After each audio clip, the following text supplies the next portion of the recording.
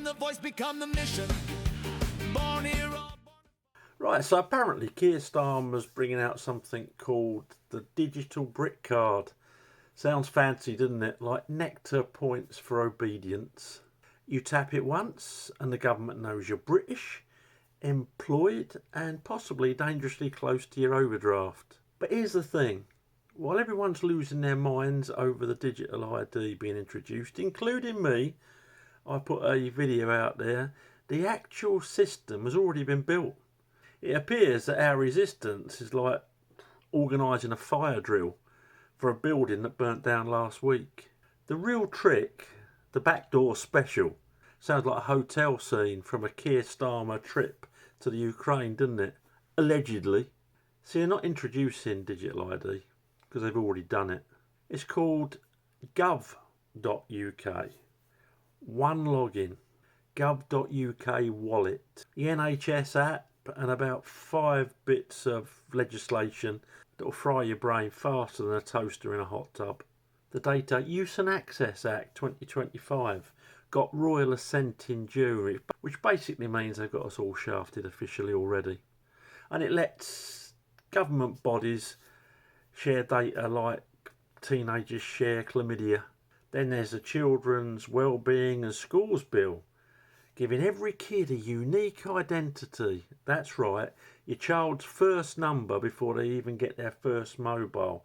And in that legislation, there's no cut-off point. So once you get that identity, that can follow you through to adulthood. If that's not backdoor digital ID, I don't know what is. Well, it's not backdoor though, is it? It's straight through the front door. Add the company's house verification system coming in November, and congratulations, your pension, your business and your medical records are now one big happy surveillance family. Psychological Manipulation 101, or How to Train Your Citizen. Now, Claire Wills Harrison, clever woman, go to her Substack, I'll put a link in this description, breaks this all down into 12 psychological tricks that the government's using to make us say, oh, go on then, chip me daddy, Keir. Let's go through them. Strap yourself in. Not in a Keir Starmer sort of way. Allegedly. Gaslighting. They tell you, no, it's voluntary. You can totally choose to keep your privacy. And you try to access your pension details and the system goes, please upload your face, your passport and your will to live. They gaslight you so hard that you start wondering, oh, maybe I did agree to this after too much red wine in 2016. Then there's a bandwagon effect. Everyone's doing it, they say. Yeah, well, everyone once thought that smoking was a good idea too, didn't they? Parents upload their kids' data, business owners verify their IDs, and soon you're the odd one out. The digital equivalent of the bloke still using a Nokia 3310. Scarcity manipulation. They tell you, sign up now for early access. It's a digital ID, not Glastonbury tickets. But if you don't, apparently your benefits might take longer, which is government code for you'll starve while the app updates. Framing. Everything's wrapped in cheerful language. Streamline your life admin. Translation, let's centralise your data so efficiently that if the system sneezes, we'll catch authoritarian flu. Guilt and moral shaming. Remember this from COVID? You're killing Granny. Now they don't give a monkeys about Granny, do they? Don't you care about your children? Oh yeah, apparently refusing to let your child be tagged like a lab rat means you're in favour of child exploitation. And if you're a company director who doesn't want your face scanned, congratulations, you're now supporting economic crime. FOMO, fear of missing out. Get your NHS app for faster care. You'll only be packed in the corridor for 6 hours instead of 7. Because nothing says healthcare revolution like needing a smartphone to book a smear test, does it? And if you don't join in, well, you're on a 2-year waiting list instead of the 23-month one. Carrot and stick. The carrot, convenience. The stick, penalties, delays and mysterious service outages. In short, you can have your pension, your NHS, your services if you promise to behave. Othering. Same as they did in COVID.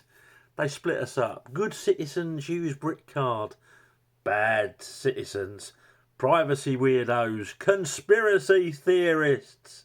You're either a responsible patriot or that suspicious bloke who still pays in cash. Next thing you know, they're calling your nan a subversive because she won't download the NHS app. Cognitive overload. Bills, acts, terms and conditions. It's like trying to read Shakespeare after 10 pints. It can't be done. Trust me, I know. No one understands it, so everyone just clicks. Except faster than a teenager agreeing to order cookies for free Wi-Fi.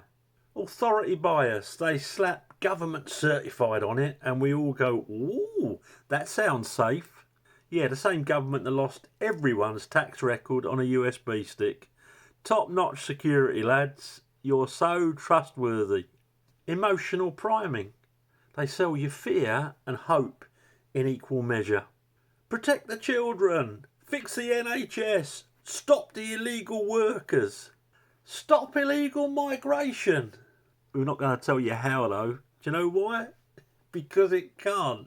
Every policy feels like a Disney film written by George Orwell, doesn't it? Desensitisation. They do it slowly. One login, one app, one click, until suddenly you wake up and you can't buy a steak or a train ticket or put petrol in your car without proving you're not a wrong thinker. Bit by bit, they'll normalise the abnormal, the new normal. Heard that before? It's not 1984, it's slow burn 2025. The master plan. Death by convenience. This is the clever bit. They're not forcing you in. They're making life impossible without it. You can't access your pension. You can't apply for benefits. You've got to prove your right to work. Or you won't even be able to see a GP without being part of this digital system. And if you don't comply, delays, account freezes, rejections. Like a bad ex who ghosts you until you finally give in. Meanwhile, the unbanked, the elderly and anyone else who doesn't want to scan their faces to buy fish fingers, they're quietly cut out. That's not progress. That's control disguised as convenience. And there are gullible people out there that actually take that one on the chin. Lots of them. What can you do? Look, I get it. We all like things easy, convenient. I'd love to pay my taxes with one click too. If I thought 1 minute that click wasn't also updating my DNA data to Amazon or pharmaceutical companies waiting to prey on us. When the NHS finally dies and you have to buy your own medicine, which you only be able to do if you've got the app. So here's what we do. Keep your paper, use your cash. I know it's a pain going to a cash point, but that would be such a big thing. They've not got the excuse that we don't use cash anymore. Write letters, send carrier pigeons if you have to. Say no to optional apps that mysteriously become required the following week. Be the awkward sod in the queue who says, you know, actually, I can fill a paper form in. I have this ability, this superpower. And when they call you paranoid, just say, yeah, mate, but at least I'm free. Because if the government really wanted to streamline services, make your life better, more convenient, they'd probably start with potholes, not your biometrics. So stay sharp, stay cheeky, and for God's sake, don't give your face to Keir Starmer. He's already got your vote history. Big Brother's not coming. He's already got your postcode. Now, I think the only thing that is going to stop some of these ridiculous laws that Labour seem to be intent on bringing in, is a big mass general strike. I'm buoyed when I speak to soldiers who wouldn't turn on their people, who wouldn't assist these nutters. I'm buoyed when I speak to truck drivers who could do the same as they did in the fuel duty protest and park up and leave their lorries. I'm buoyed when I speak to farmers who again have got the metaphoric artillery to stop these psychopaths. But you and me, we can do our little bit. Use cash, use paper and say no. Thanks for watching. Please subscribe to the channel and let me know what you think. If you've got a question, I do try and answer it If you're abusive, I'll just ignore you, but enjoy it while you're writing. It goes like that. Please subscribe, please like the video. Bye for now.